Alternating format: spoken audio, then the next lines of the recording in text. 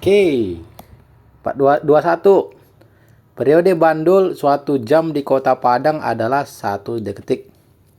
Tekanan udara ruang terbuka di Kota Padang adalah 0,1 megapascal. Jam tersebut dibawa ke puncak Gunung Singgalang. Tekanan udara dan periode jam di puncak Gunung Singgalang adalah. Oke. Kita bahas dulu tekanan ya. Tekanan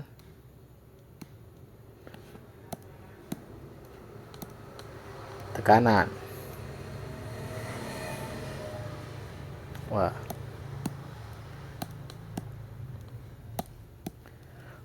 Oke, tekanan karena atmosfer. Ini kan sebenarnya tekanan karena atmosfer.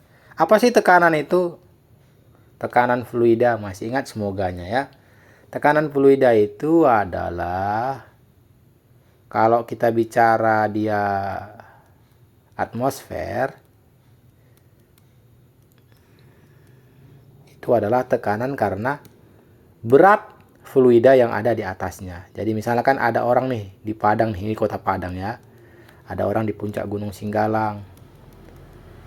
Nah, kalau di Kota Padang tentu zat gasnya itu sebanyak ini. Kalau di Gunung Singgalang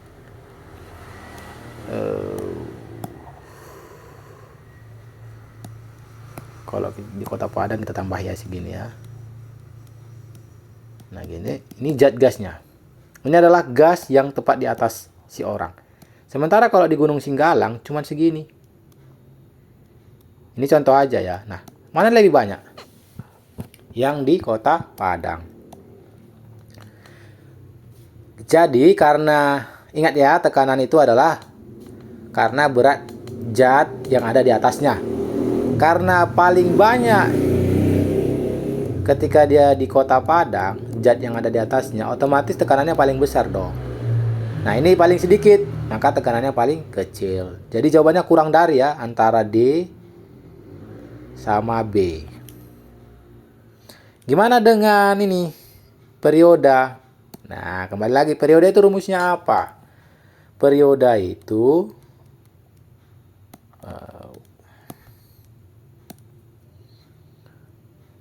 jadi di sini ya, mungkin ini Padang, ini Singgalang. Jadi tekanan di Padang lebih besar daripada tekanan di Singgalang. 1. Sekarang periode ini kan ini ya. Jam itu menggunakan yang namanya bandul. Memang di sini udah dijelaskan ya periode bandul. Dimana kan periode bandul adalah 2pi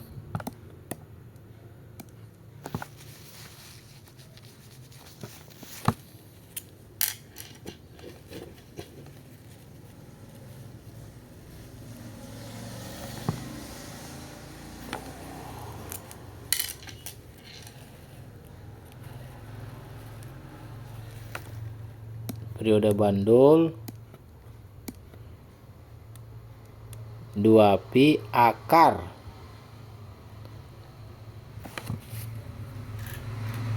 L per G. Nah ini adalah percepatan gravitasi. Tentu udah kita bahas dong percepatan gravitasi, semoga masih ingat. Semakin tinggi jaraknya ke pusat bumi makin jauh ya kan. Jadi sederhananya percepatan gravitasi itu berbanding terbalik dengan jaraknya ke pusat bumi, kuadrat gitu. Artinya kalau jaraknya makin besar, ini G-nya makin kecil. Itu namanya berbanding terbalik. Ini terbalik nih hubungan mereka antara percepatan gravitasi dan jarak ke pusat buminya. Nah, Gunung Singgalang itu jaraknya paling jauh ke pusat bumi. Otomatis gravitasinya paling kecil karena R-nya gede. Sebaliknya di Padang itu gravitasinya ini, jaraknya ke pusat bumi dekat dibandingkan Gunung Singgalang. Berarti gravitasi di Padang karena jaraknya itu dekat ke pusat bumi di Padang, maka gravitasinya itu lebih besar di Padang daripada di Singgalang. Karena berbanding terbalik ya. Singgalang besar tuh jaraknya, maka gravitasinya kecil. Di Padang dekat tuh jaraknya, maka gravitasinya besar. Dekat itu dalam artian R ini kecil. Otomatis kan G akan besar ya. Oke, hubungannya gravitasi ke periode apa? Berbanding terbalik juga. Jadi kalau periode itu kan gravitasi di bawahnya ya. Jadi kalau ini besar, ini kecil periodenya. Kalau ini kecil, gravitasinya periodenya besar. Nah, jadi jelas di sini di Padang itu lebih besar gravitasinya. Otomatis periode di Padang lebih kecil daripada periode di Puncak.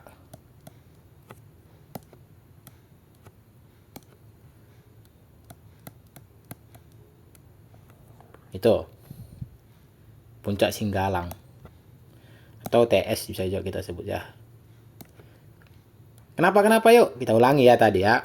Di Padang jaraknya ke pusat bumi dekat, jadi R-nya ini kecil. Otomatis gravitasinya besar karena terbalik hubungannya.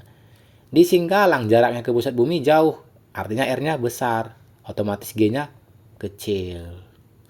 Gravitasinya kecil, percepatan gravitasi.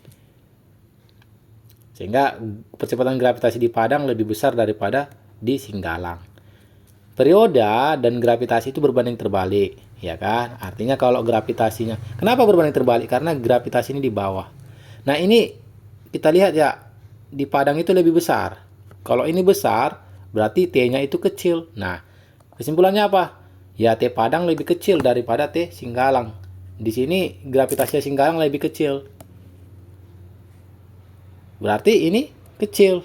Kalau kecil ini, berarti T-nya besar. Jadi di Singgalang periodenya lebih besar. Jadi lebih ya, lebih dari. Jadi jawabannya apa? Jawabannya adalah Depok. Kurang dari 0,1 dan lebih dari 1 sekon. Itu dia. Sip.